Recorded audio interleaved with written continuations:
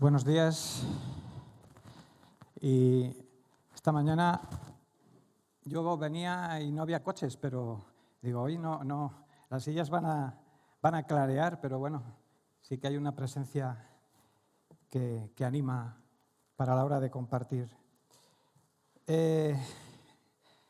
Siguiendo el protocolo y el crono y la cronología que estos últimos meses nos hemos puesto como tarea, aunque siempre la podemos variar, a mí me toca hoy un libro entre libros y quería empezar recordando algunas pequeñas notas de predicaciones muy recientes, de días atrás, porque entiendo que es bueno poner en contexto lo que toca explicar hoy.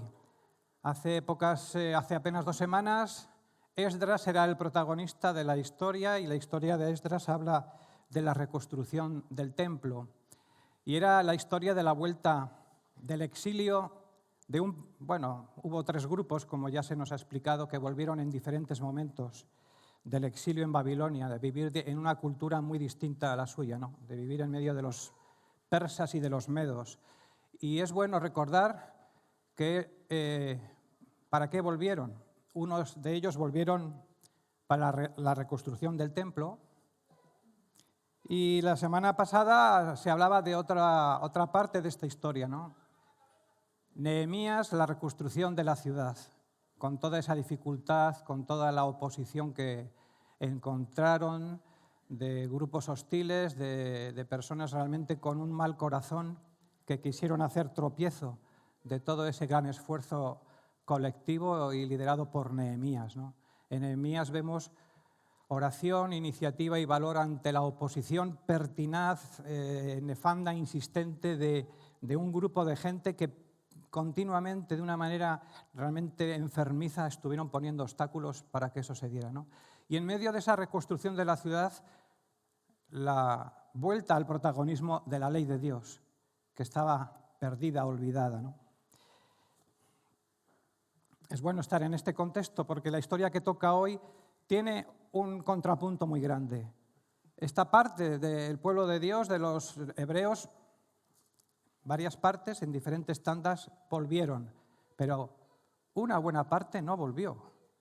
Y puedes ahí valorar que no volvió por circunstancias muy diversas y en gran medida por voluntad de no volver, por un deseo expreso de quedarse en el lugar que les parecía adecuado para vivir y tal vez en gran medida no tenían deseos profundos de volver a su tierra. Probablemente hay posiciones muy encontradas en este colectivo que se quedó. Esta se ve realmente, no sé, aquí se ve mejor, yo la veo fatal allí. Este es uno de los, como tantas historias de la Biblia, del Nuevo y en gran medida del Antiguo Testamento, los grandes artistas de todos los tiempos se las han tomado como referencia para sus expresiones artísticas, ¿no? Este es un cuadro de Tintoretto del 1550, del siglo XVI, de la época de la Reforma, que cuenta cómo Esther, que es el libro que toca esta mañana, se presenta delante del rey Asuero, de Jerjes I, ¿no? Y cómo será después su reina, su esposa, en medio de 1000 concubinas, ¿no? de cientos de concubinas que tuvo este hombre, como tantos otros gobernantes en esas culturas del mundo de aquellos tiempos, ¿no?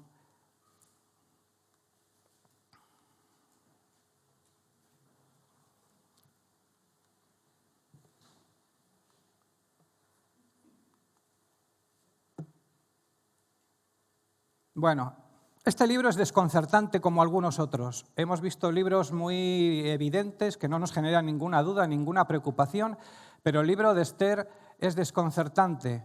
Y yo titulo en esta diapositiva La sabia mano de Dios, porque justamente este es el libro que no menciona en ninguna parte de sus 10 capítulos la palabra Dios, ni aparentemente se le intuye, pero su presencia es dominante a través del obrar de personas de carne y hueso, ¿no? Esther es una mujer nacida para un tiempo crítico. Los libros de de la Biblia que tienen como protagonismo a las mujeres tienen como, no es que tengan un valor especial, pero aportan connotaciones y matices realmente muchas veces muy precisos, muy preciosos y muy novedosos. Y es un reto acercarse a ellos.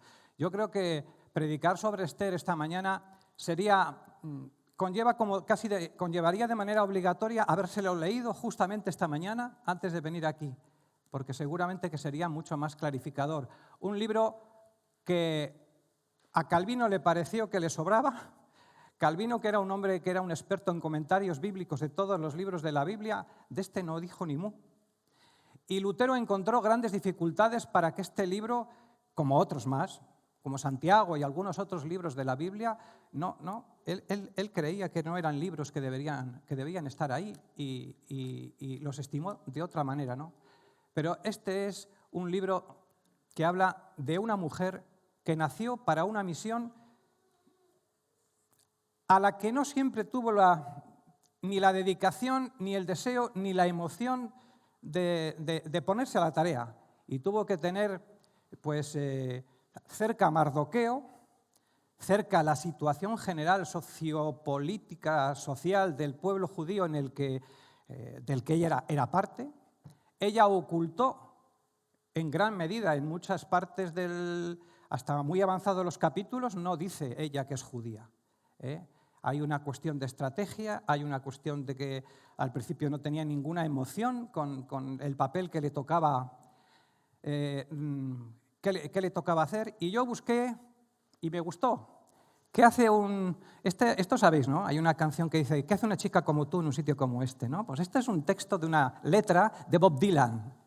En ese disco que se llama Infidels, y el título de la canción no lo voy a pronunciar porque yo en inglés no. Si fuera francés me atrevería, pero en inglés no. Y dice, el texto básico que se repite continuamente en la canción es ¿qué hace un encanto como tú en un basurero como este? Pues esa es la imagen gráfica para que tú sitúes a Esther en ese contexto cultural, en ese mundo de los persas. ¿Qué hace una mujer como esta en este lodazal? Debajo de este rey, y digo explícitamente debajo de este rey, que es un pusilánime, que es un mentecato, que es un orgulloso, que es un borracho y muchísimas otras cosas más. Vamos a ver levemente quiénes son algunos protagonistas de esta historia. Ahí los voy a nombrar. Pero tienes que saber que este libro incomoda, que este libro empieza con había una vez y felizmente dice, los días fueron felices, pero en medio ocurren un montón de idas y vueltas, de situaciones de cambio que son desconcertantes. La historia del libro de Esther se desarrolla más o menos 100 años después del exilio de Babilonia y algunos judíos, como dije al principio, los que contaban en Esdras, los que se contaban en Nehemías, habían vuelto, pero otros muchos no habían vuelto por diferentes motivos, ¿no? Y en este grupo que no volvió, que se quedó en Susa, en concreto, y en toda Babilonia, pues yo digo, estos ¿qué posición tendrían entre aquellos otros hermanos suyos judíos que sí que volvieron, que tenían todavía en el corazón grabado cuestiones relacionadas con la ley, con el templo? Yo intuyo que en gran medida muchos de ellos estaban apáticos a esas cuestiones, habían como renunciado o renegado a su cultura original como hebreos, como pueblo elegido, y que estaban muy bien, muy acomodados en una cultura nueva, exuberante. Claro, no eran los gobernantes, pero estaban siendo tolerados, ¿no? Pero esas circunstancias en el libro se nos cuentan, cambian de una manera radical en un momento dado, ¿no? Mardoqueo, Vasti, Adasa, Asuero, Amán son los protagonistas principales. Vasti es la reina, la que en el momento de la historia es la esposa principal del rey Asuero de Jerjes I, y Vasti abandona muy pronto la escena, prácticamente después del capítulo 1, luego se la menciona varias veces, pero Vasti abandona la escena por varias razones. Primero, porque su hombre, su rey, su marido, la quiere exhibir de una manera que a ella no le parece razonable, Probablemente en la cultura de aquel tiempo esa exhibición, ese alardear de mujer que quería mostrar Asuero, suponía que ella tenía que estar presentada delante de sus invitados muy honorables, probablemente desnuda. Y al poco de entrar en juego, esta mujer desaparece porque se niega a ser presentada en la condición en la que se le reclama, ¿no? Eso al rey le genera un enfado enorme y a partir de ahí la historia va a pegar un giro radical, ¿no? Otro de los personajes principales es Mardoqueo, tío o primo de Esther, pero fundamentalmente su tutor, el hombre que vela por ella, tanto en el secreto de ser judía como cuando se pone a la luz como judía, ¿no? Ya dentro del harén y dentro del palacio de Asuero, ¿no? Esther, su nombre original es Adasa, eso nos lo cuenta también el texto, ¿no? Asuero, Jerjes I, hubo muchos Jerjes con diferente... Hubo muchos Jerjes, Artajerjes, ya sabéis que algunos monarcas, pues como es costumbre también en otras culturas, ¿no? Incluso en la nuestra, pues Carlos I, Carlos II, Felipe I, Felipe, estas cosas propias de las genealogías de los monarcas, ¿no? Pues bueno, todo el libro prácticamente hasta el final representa a este hombre de esas maneras, ¿no? Podrías poner, he puesto unos puntos suspensivos, pero todos estos adjetivos cuadran perfectamente al 100% en la figura de este hombre caprichoso y realmente terrible, ¿no? Porque tiene en su mano las decisiones más extremas, ¿no? De salvar, de matar, pero con una facilidad pasmosa, ¿no?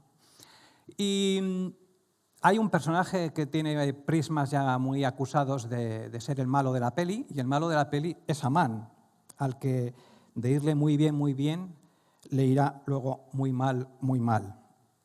Hay otros personajes, hay un personaje muy interesante también que es el eunuco de confianza de Esther, el que será el mensajero entre los mensajes de Mardoqueo y de Esther, el interlocutor, y ese personaje también, bueno, entre otros más, pues queda muy apuntado en el texto, ¿no? Son 10 capítulos apenas del libro de Esther que se leen muy fácil.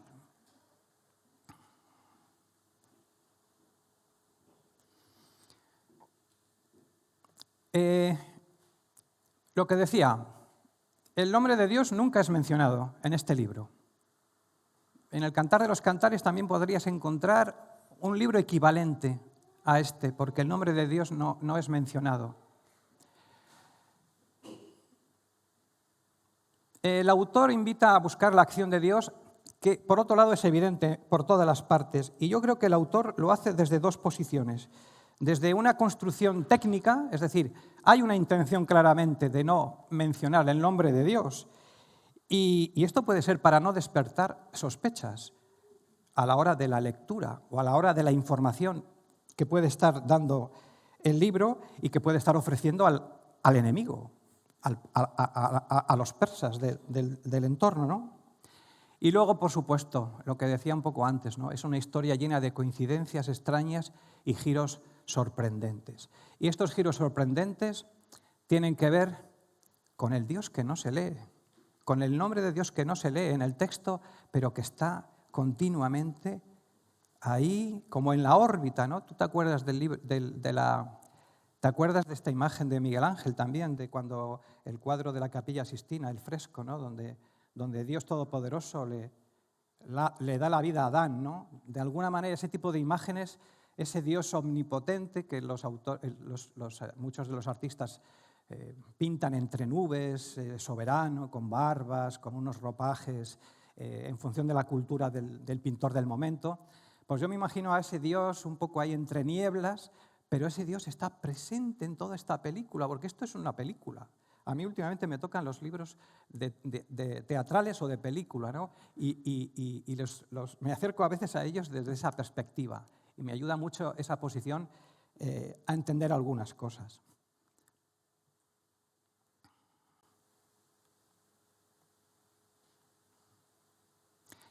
Y haciendo un paralelismo entre cómo Dios, sin ser nombrado, está presente en este libro del Antiguo Testamento, cómo Dios está presente desde el Nuevo Testamento a nuestro alrededor, pues encontré que ese versículo, ¿no? Lo que es imposible para los hombres es posible para Dios, es lo mismo que se cuenta en el libro de Esther. lo que es imposible para aquellos judíos que decidieron o no pudieron, yo creo que decidieron en gran medida no volver, pues es posible para ese Dios no nombrado en el texto. Este Dios que está escondido en la escena. Es curioso que en el libro en concreto Dios no es mencionado y en nuestra cultura Dios es muy mencionado, pero casi siempre para decir gruesas palabras, blasfemias y todo tipo de desconsideraciones. Este es el extremo en el que el hombre que lucha contra Dios le trata de esta manera. En España hay unos tacos bestiales y son tacos automáticos. Tú encuentras, yo creo que ahora me parece que algo menos que antes, ¿no? Pero en ciertos contextos, dependiendo de tus trabajos, de los oficios en los que te muevas, ciertas expresiones acerca de Dios son de una naturaleza y de una naturalidad que es sorprendente. Yo ayer también tuve ocasión de escuchar algunas cosas. Esto es un Cristo. Y es que podría ahondar en este tema, ¿no? Con la palabra de Dios, ¿no? Pues pasamos de un Dios que nadie nombra por algunas razones, un Dios que es existente, que está controlando y cuidando que las cosas ocurran como ocurran, y un Dios que en nuestro mundo y actualmente muchas veces escuchamos como referido con gruesas palabras.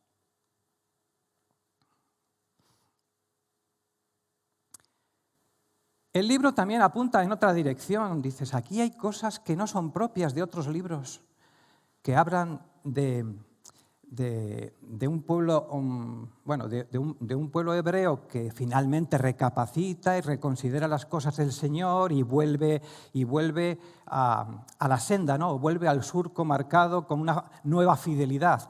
Aquí se percibe una cultura de ese pueblo judío en el exilio que ha transigido, que ha claudicado, que se ha acomodado, e incluso los personajes como Mardoqueo o como Esther no son ejemplos de santidad, a veces son ejemplos de pragmatismo, de personajes utilitarios que están ahí para hacer una función, pero no vemos en ellos, como tal vez en otros libros, grandes ejemplos morales.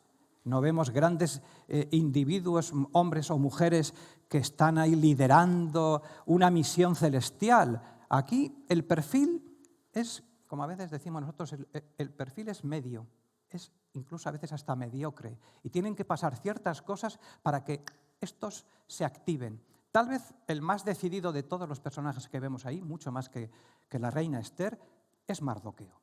Mardoqueo yo creo que tiene una edad, tiene unas tablas, tiene una experiencia de Dios muy arraigada en su interior y será la pieza, el motor, el personaje que Dios va a empujar para que los acontecimientos vayan cambiando.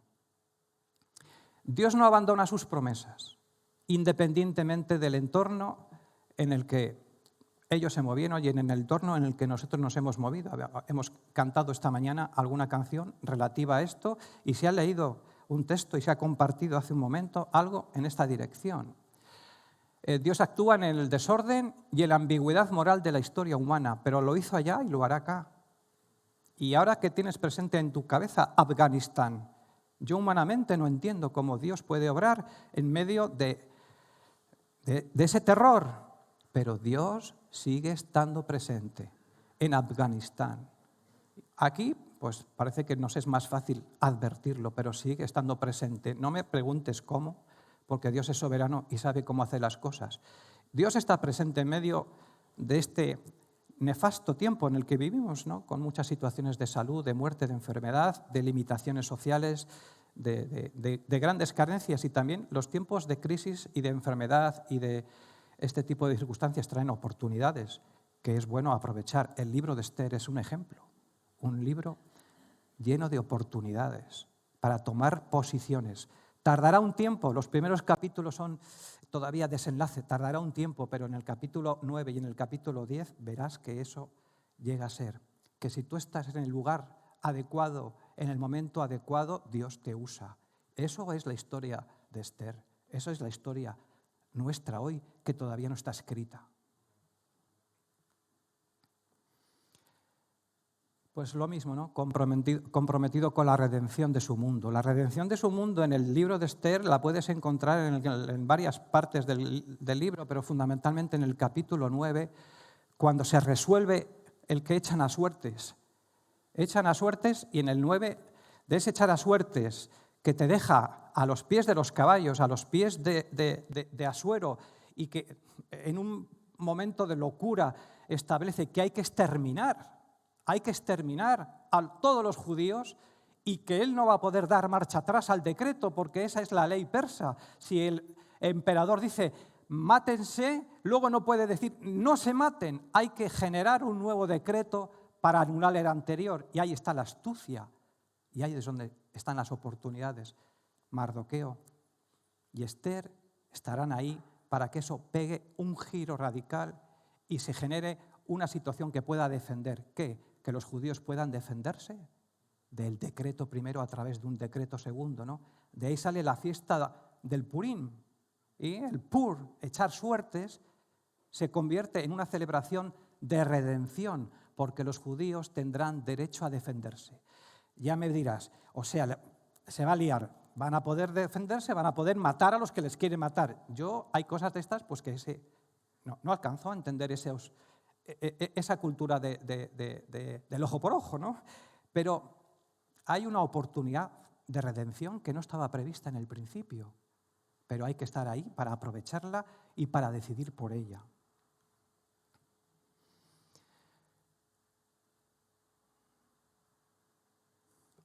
Es ahondar un poco más en la misma idea, ¿no? Dios está manejando los hilos.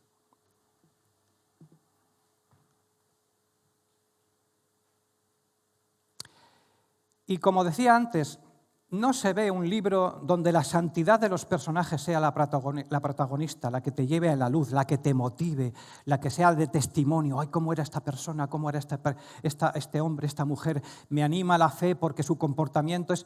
Estos personajes son melífluos, son ambiguos, no generan siempre confianza, como para que tú te abandones en sus manos y digas, yo iría detrás de este hasta el final. No, en un primer momento no son personajes que te ayuden a animarte a ir con ellos a eso en lo que están. Esa humanidad que yo he puesto ahí, de esa manera en cursiva, sería la humanidad profunda de la que todos formamos parte y que sabemos a dónde nos lleva cuando nos dejamos realmente llevar, ¿no? Generalmente no nos lleva a nada muy bueno, ¿no? Es el silencio de Dios en apariencia, pero es el silencio de los hebreos, porque los hebreos están panchos, tranquilos, acomodados, están en un sitio que aparentemente pues, les resuelve todas aquellas cuestiones de las que tienen necesidad. No hay héroes. Pues como no hay héroes tampoco muchas veces en nuestra propia vida. Nosotros somos héroes y antihéroes. Continuamente un día podemos ser ejemplo de algo y al día siguiente somos ejemplo de nada. Mardoqueo y Esther pues no son ejemplos morales, no son santos y santas mujeres y varones que nos animen a flotar y a estar de su lado para apuntarnos a cualquier misión en la que ellos estén. Es una misión imposible humanamente para Esther. Y si tú lees Esther, verás que Esther está reticente y que tiene que estar redialogando a través del eunuco y de Mardoqueo, que Mardoqueo le dice un par de cosas. Y hay una cosa importante, y aquí sí que quiero ir a la Escritura, porque realmente de lo que se trata esta mañana es de un libro que está en el Antiguo Testamento, que es la Escritura. Y es el capítulo 4. Donde finalmente Esther se decide a interceder por el pueblo. Pero no ha sido un asunto fácil, no ha sido una decisión fácil. Esther primero está escondida en el harén como otras más, sale a relucir después que es judía y finalmente se apunta a la causa que Mardoqueo la está sugiriendo. Dice, solo eres tú, la mujer, la persona capaz de hacer lo que hay que hacer en este momento. No hay nadie más que lo pueda hacer, ¿no? Entonces Esther dijo a Atac, que es el eunuco de confianza, que le dijese a Mardoqueo, estoy leyendo en el capítulo 4, versículo 10. Todos los siervos del rey y del pueblo de las provincias del rey saben que cualquier hombre o mujer que entra en el patio interior para ver al rey sin ser llamado, una sola ley hay respecto a él: ha de morir, salvo aquel a quien el rey extendiera el cetro de oro, el cual vivirá. Y yo no he sido llamada para ver al rey en estos 30 días. Los protocolos y las normas son muy rígidas. Cualquiera que los transgrede es motivo no de una amonestación. Se lo quitan del medio inmediatamente, como a Esther podía haber ocurrido. Y dijeron a Mardoqueo las palabras de Esther, el mensajero. El eunuco está todo el tiempo llevando el mensaje. Tú imagínate que Mardoqueo está en un espacio físico y en un tiempo distinto, fuera del palacio, y Esther está dentro del palacio. Ese mensajero está llevando la conversación, no es una conversación cara a cara de palabra, ¿no? Entonces dijo Mardoqueo que respondiesen a Esther: no pienses que escaparás de la casa del rey más que cualquier otro judío. O sea, no le está diciendo cualquier cosa, le está diciendo: cuidadito, que tú, por ser la mujer del César y por estar en esa situación de privilegio, no te vas a librar, vas a ser considerada igual que cualquier otro de nosotros que estamos fuera. Eso no te va a defender. Porque si callas absolutamente en este tiempo, respiro y liberación vendrá de alguna otra parte para los judíos. Esto es bonito, porque todavía hay un punto de esperanza, aun si ella no mueve un pelo. O sea que Mardoqueo es un hombre que sí que tiene una convicción profunda, que aunque él desea que esto vaya por este camino, todavía él tiene una fe y una confianza y una esperanza en que algo hará Dios, ese Dios no nombrado, para que si Esther no se pone en acción, alguien se ponga, ¿no? Mas tú y la casa de tu padre pereceréis. La tiene que estar metiendo caña, o sea, la tiene que estar presionando, ¿eh? Esto es una cuestión muy de naturaleza humana, aun en una posición de privilegio. Y esto es bonito, ¿no? Esto es una frase que se puede aplicar a cada uno de nosotros mismos, ¿no? En la situación y en el contexto donde estemos. Y quién sabe si para esta hora has llegado al reino. Esto sácalo de Esther y ponlo todo en cualquier momento del tiempo, en cualquier momento de la historia, en cualquier momento cultural, en cualquier ciudad, en cualquier circunstancia de guerra o de paz. Y luego tú, ponte ahí. Y este mensaje es para ti y para mí. ¿Quién sabe si para esta hora has llegado a este lugar, a vivir hasta aquí, hasta este punto de tu vida, ¿no? Y Esther dijo, este es el toma y daca, ¿no?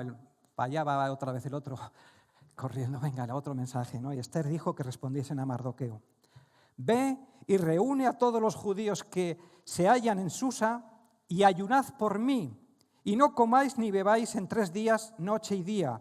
Yo también con mis doncellas ayunaré igualmente, y entonces entraré a ver al rey, aunque no sea conforme a la ley.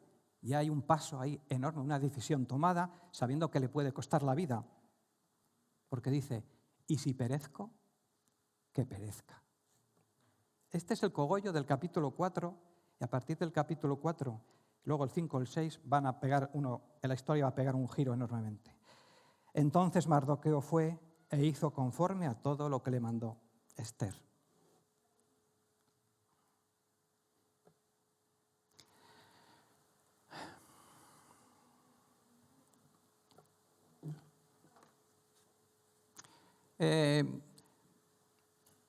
La normativa, el protocolo, el perfil de la religiosidad del pueblo hebreo, pues en todo el libro es parcialmente, es en gran medida distinto a ese pueblo hebreo que hemos visto siempre en otros libros anteriores. Aquí se habla de ayunar, hay matrimonios que no son conforme a Dios, la ley de Dios está olvidada, está perdida, no se habla de oración. Habéis visto que en ese texto se hace mucho énfasis en la palabra ayuno, y la palabra ayuno es muy reconocible en todo el libro. El tema de la oración no aparece, cuando en otros libros casi siempre es ayunad y orad van juntos, ¿no? Entonces, da que pensar un poco esta nomenclatura de términos que indican pues, que esta parte del pueblo hebreo estaba en una condición bastante distinta a los que marcharon de Babilonia.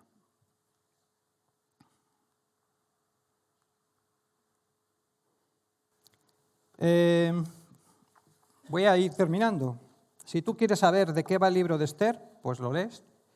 Y si mis apreciaciones te parecen oportunas, te aportarán algo, ¿no? Pero te voy a resumir los 10 capítulos en 3 líneas, porque es bueno que sea el libro el que hable, no tanto yo, ¿no? Y te voy a resumir que el capítulo 1 y el capítulo 2, que exponen la grandeza del rey persa y que parecen una telenovela especialmente, en este capítulo lo fundamental, que veas que hay una Esther que esconde su condición de judía y que Mardoqueo va a salvar al rey.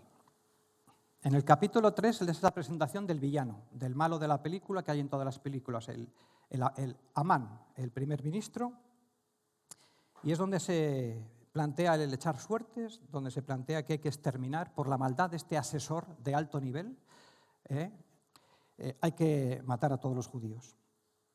El capítulo 4 es el que me parecía interesante leerlo de la propia palabra de Dios, el que he leído, este diálogo entre emisario, entre Mardoqueo, Esther y Mardoqueo, y ese decir que si perezco, que perezca, y que Mardoqueo le dice, tal vez hayas nacido para hacer lo que te toca hacer.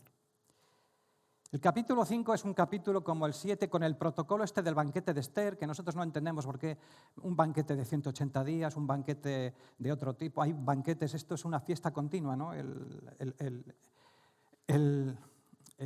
monarca persa quiere hacer ver su poderío, su grandeza, y está todo el día invitando a las grandes personalidades de su reino a grandes fastos y grandes fiestas. Y luego hay estos contrapuntos, estos banquetes privados, pequeños, que propone Esther, que hay 2 en concreto, donde son pequeños episodios donde las iniciativas cambian, donde todo torna en otra dirección. El capítulo 6 es el gran, casi un poco avanzado a la mitad del libro, es donde gira la historia. ¿Y cómo gira?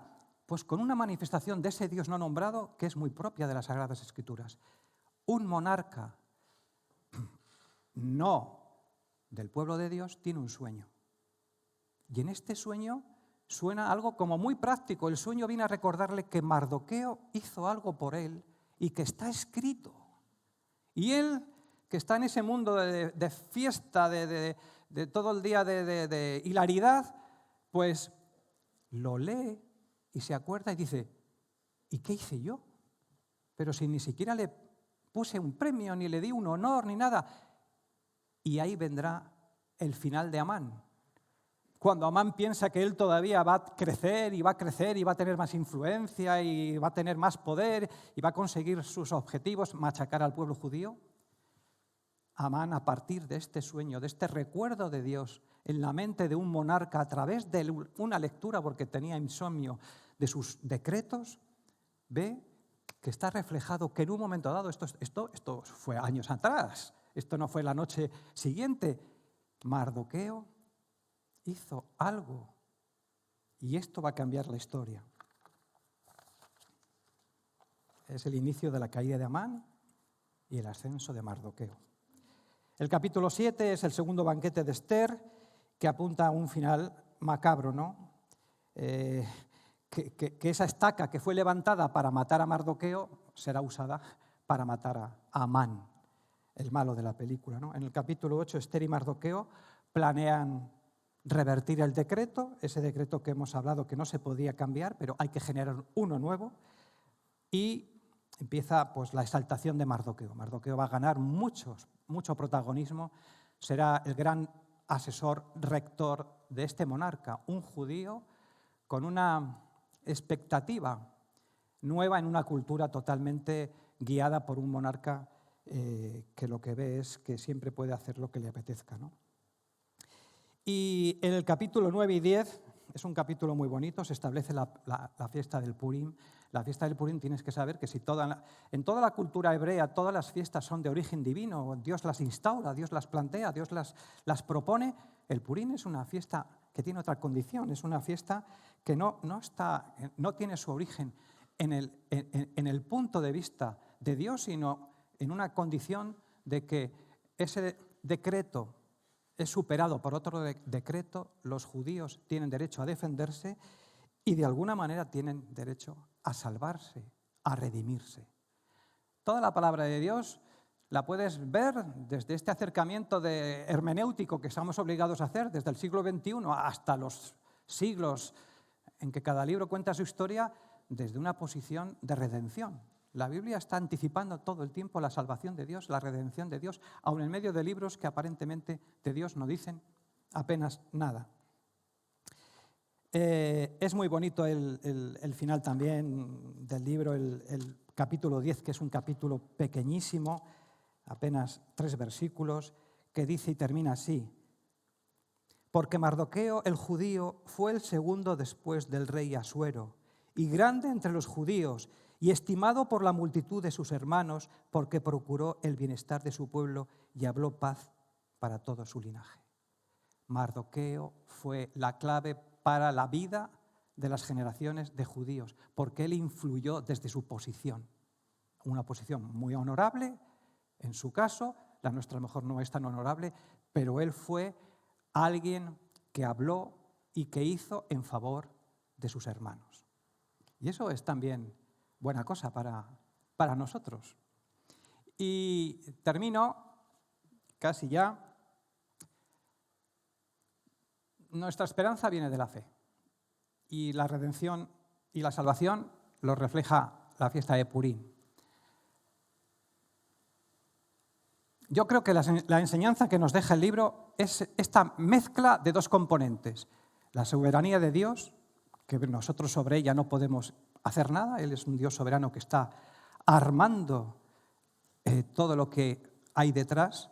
Nosotros no sabemos de qué manera, cómo hace ese gobierno tan complejo. Y el otro aspecto, el lado nuestro, ¿dónde quedamos nosotros, no? Cómo ese cóctel entre la soberanía de Dios, que es ingobernable para nosotros, y nuestra responsabilidad humana, como es el caso de Mardoqueo, como es el caso de Esther, esas 2 cosas unidas y juntas, que solo se pueden dar también por la fe en alguien que está y en alguien que obra, veamos, observemos, tengamos pistas o no las tengamos.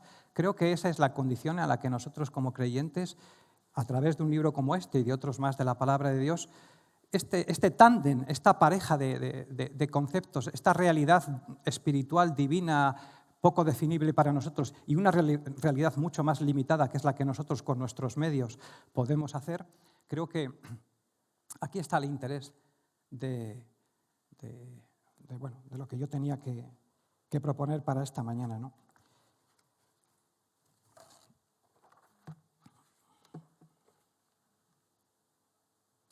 La providencia de Dios, en medio de cualquier circunstancia, nos tiene que pillar en el sitio adecuado y en el momento adecuado. Esa unión entre su soberanía y nuestra decisión de hacer las cosas de una o de otra manera puede alterar nuestra vida personal, nuestra vida comunitaria, nuestra vida en todos los órdenes, ¿no? Creo que os animo a leer el libro de Esther. Es muy bonito de leer, está lleno de imágenes, y aunque no nombre a Dios, tú lees el libro de Esther y estás viendo a Dios todo el tiempo por detrás, haciendo, influyendo. ¿Pero cómo lo hace? Tocando la razón, el raciocinio, la capacidad de decidir de personajes humanos que están ahí para hacer las cosas que tienen que hacer en el lugar y en el momento oportuno. Que el Señor os bendiga grandemente.